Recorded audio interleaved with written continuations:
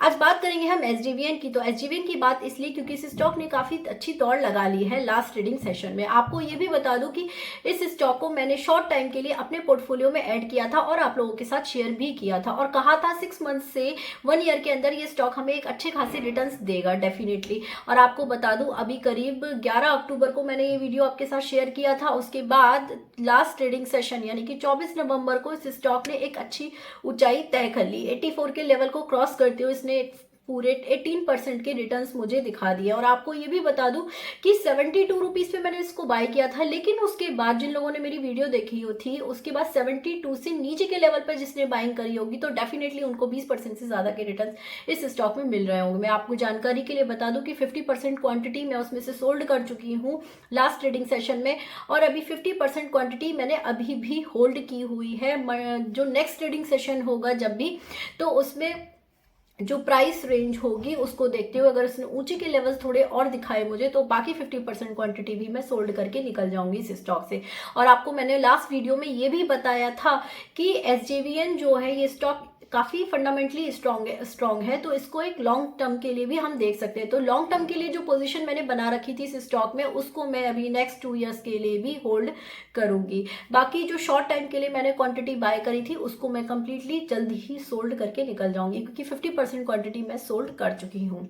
तो आपको समझना है कि एसजेवीएन देखो, अगर सही प्राइस पर किसी स्टॉक को पकड़ोगे ना तो कभी भी आपको अफसोस नहीं होगा। और देखो कितने कम वक्त में इस स्टॉक ने एक अच्छी ऊंचाई तय कर ली। अब ये नीचे के लेवल्स दिखाएगा या नहीं इसकी तो हम गारंटी नहीं ले सकते, लेकिन आपको बताऊं कि कंपनी फंडामेंटली काफी स्ट्रांग है और एक सही दिशा में काम कर रही है, ये समझना है। जब भी किसी स्टॉक में आपको बाइंग करनी है तो आप उसकी इंफॉर्मेशन को देखकर अगर बाय करोगे तो आप कहीं भी एक सही लेवल पर एग्जिट भी कर सकते हो। तो अब बात करते हैं हम भेल की। तो भेल की बात इसलिए क्योंकि भेल ने भी लास्ट ट्रेडिंग सेशन में 155 रुपए के लेवल को क्रॉस कर दिया है। और आपको ये भी बता दूं कि देखो, जब मैंने इस स्टॉक को अपने चैनल पर शेयर किया था तो आपको बताया भी था कि 40 और 42 रुपए पे दो अलग अलग अकाउंट में मैंने इस स्टॉक में इन्वेस्टमेंट कर रखी है। लेकिन उसके बाद मेरे पास रिक्वेस्ट आई थी कि मैम डिटेल एनालिसिस की वीडियो चाहिए इसकी। तो आपको बता दूं जब डिटेल एनालिसिस की वीडियो शेयर करी थी उसके बाद से स्टॉक 48% से ज़्यादा के रिटर्न हमें दिखा चुका है। और जिस वक्त मैंने ये डिटेल एनालिसिस की वीडियो शेयर करी थी आपके साथ तो उसमें मैंने जो है 103 रुपए पर और 84 के लेवल दोनों ही लेवल पर बाइंग करी थी इस स्टॉक में शॉर्ट टाइम के लिए। तो अब जो 103 रुपए पर मैंने बाइंग करी थी उसमें से मैं अपना प्रॉफिट कंप्लीटली बुक कर चुकी हूँ। लेकिन जो 84 और 40 और 42 रुपीस के लेवल पर जो मेरी बाइंग है उसको मैंने अभी भी होल्ड किया हुआ है। और अब मैं इस स्टॉक से ना पूरी तरीके से एग्जिट करने के लिए तैयार हूँ। थोड़ी तेजी इस स्टॉक ने और दिखाई ना तो इस स्टॉक से मैं कंप्लीटली एग्जिट कर जाऊंगी। अगर आप कंपेयर करें 40 और 42 रुपए से अगर मैंने इस स्टॉक में बाइंग करी थी तो पूरे 300% से ज़्यादा के रिटर्न ये स्टॉक मुझे दे रहा है। तो अब 4 गुना मेरा पैसा यहाँ से हो चुका है तो मैं पूरी तरीके से तैयार हूँ इस स्टॉक से एग्जिट करने के लिए। अब यहाँ पे मेरे लिए कोई बाइंग अपॉर्चुनिटी नहीं है। इस पैसे को यहाँ से एग्जिट करने के बाद मैं किसी अच्छे स्टॉक में अच्छी अपॉर्चुनिटी में इन्वेस्ट करना पसंद करूंगी। अब बात करते हैं ओम इंफ्रा की। तो ओम इंफ्रा के बारे में भी मैं आपको बता चुकी हूँ कि डिटेल एनालिसिस की वीडियो में कि मेरे पास इतना सरप्लस मनी नहीं था जिस वजह से इस स्टॉक को मैं इस प्राइस लेवल पर बाय करूँ। लेकिन मैंने आपसे ये भी कहा था कि इस स्टॉक में एक अच्छी अपॉर्चुनिटी आपके लिए है। आने वाले टाइम में ये स्टॉक डेफिनेटली हमें बहुत अच्छे रिटर्न्स देने वाला है। और लेकिन काफ़ी कम वक्त में इस स्टॉक ने काफ़ी तेज दौड़ लगा ली। तो आपको ये भी समझना है कि स्टॉक जो है ना एक सही दिशा में दौड़ रहा है, लेकिन अगर आप किसी स्टॉक को सही प्राइस पर पकड़कर उसकी इंफॉर्मेशन को जानकर और थोड़ा समय देते हो तो डेफिनेटली आपको रिटर्न्स मिलते हैं किसी भी स्टॉक से।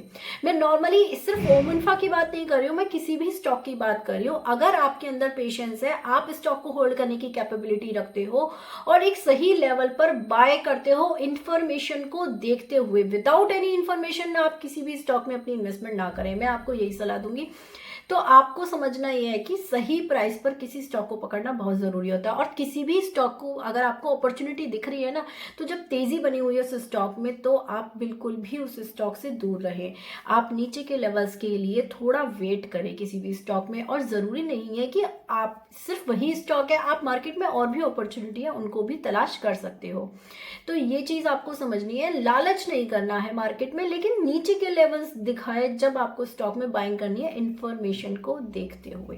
अब बात करते हैं हम अवेंटल की। तो अवेंटल के बारे में आपको बता दूं कि जब इसकी डिटेल एनालिसिस की वीडियो मैंने आपके साथ शेयर करी थी तब इस स्टॉक का प्राइस 217 से 220 के आसपास था।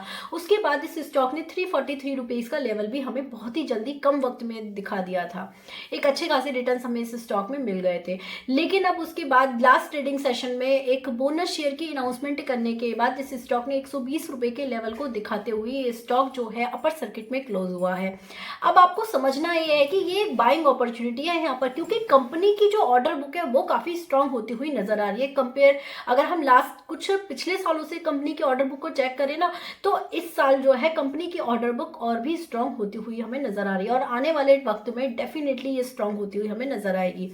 तो ये स्टॉक है ना, देखो अब ये भी है कि यहाँ पे एक बाइंग अपॉर्चुनिटी और डेफिनेटली नेक्स्ट ट्रेडिंग सेशन में जो कमिंग ट्रेडिंग सेशन आने वाला है उसमें अगर इस स्टॉक ने मुझे 125 से 130 रुपए का लेवल दिखाया था तो डेफिनेटली मैं इस स्टॉक को अपने पोर्टफोलियो में ऐड कर लूंगी। जैसा कि मैं प्रॉफिट भी बुक कर चुकी हूँ, आपको बताया कुछ, तो उस मनी को मैं यहाँ पर इन्वेस्टमेंट करना पसंद करूंगी और इस स्टॉक को मैं बहुत लंबे समय के लिए अपने पोर्टफोलियो में ऐड नहीं करूंगी। कुछ वक्त में जो मुझे अच्छे रिटर्न्स दिख जाएंगे वहां मैं इस स्टॉक से एग्जिट भी कर लूंगी। तो आपको समझना है, देखो पेशेंस तो रखना पड़ेगा किसी भी स्टॉक के साथ। देखो किसी भी नॉर्मल किसी भी स्क्रिप्ट के साथ बता दूं आपको, इस मार्केट से आप तभी जीत सकते हो जब आपके अंदर पेशेंस है। अगर आप पेशेंस नहीं रखोगे, अरे ऊपर चला गया नीचे चला गया, ये अप एंड डाउन वाली ये तो मार्केट है, मार्केट ऐसी ही चलती है। आपको समझना है कि आपके लिए अपॉर्चुनिटी कहाँ पे, इन्फॉर्मेशन को देखते हो आप एक सही लेवल पर अगर किसी स्क्रिप्ट में इन्वेस्टमेंट करते हो तो अगर आप इस तरीके से इन्वेस्टमेंट करोगे तो मैक्सिमम रिटर्न्स आपको मिलने की पॉसिबिलिटी पूरी रहती है किसी भी स्टॉक्स में, बशर्ते आपको, हिंदी में कहते हैं धैर्य और इंग्लिश में कहते हैं पेशेंस, इसको हर एक स्क्रिप्ट के साथ मार्केट में आपको लेकर चलना पड़ेगा। तो ये चीज़ आपको समझनी है। शॉर्ट टाइम के लिए भी अगर आप किसी स्टॉक में इन्वेस्टमेंट कर रहे हो तो इन्फॉर्मेशन को देख कर ही इन्वेस्टमेंट करें। देखो इस वीडियो को मैंने आपको आपके लिए एजुकेशनल पर्पज से बनाया है, तो प्लीज़ इसे किसी भी टारगेट वाली वीडियो या इन्वेस्टमेंट एडवाइस मत समझना, क्योंकि मैं एक सेबी रजिस्टर्ड एडवाइजर नहीं हूँ। और प्लीज़ मैं आपसे यही कहना चाहूंगी कि फिर से कि किसी के भी कहने पर आप किसी स्टॉक पे इन्वेस्टमेंट ना करें जब तक कि कंपनी के बारे में एक स्ट्रांग इन्फॉर्मेशन आपके पास ना हो कि कंपनी का काम किस दिशा में चल रहा है। अगर किसी कंपनी का काम सही दिशा में चल रहा है उसके बाद आप इस स्टॉक में इन्वेस्टमेंट करते हो तो आप पेशेंस भी रखते हो, थोड़ा कंपनी को समय देते हो, तो आपको डेफिनेटली रिटर्न्स मार्केट से मिलते हैं। इतने सालों के एक्सपीरियंस के बाद ही ये बात मैं आपको बोल रही हूँ। तो आज की वीडियो में इतना ही। ये वीडियो इन्फॉर्मेटिव लगी है तो प्लीज लाइक कर देना, चैनल को सब्सक्राइब कर देना। Bye bye, take care.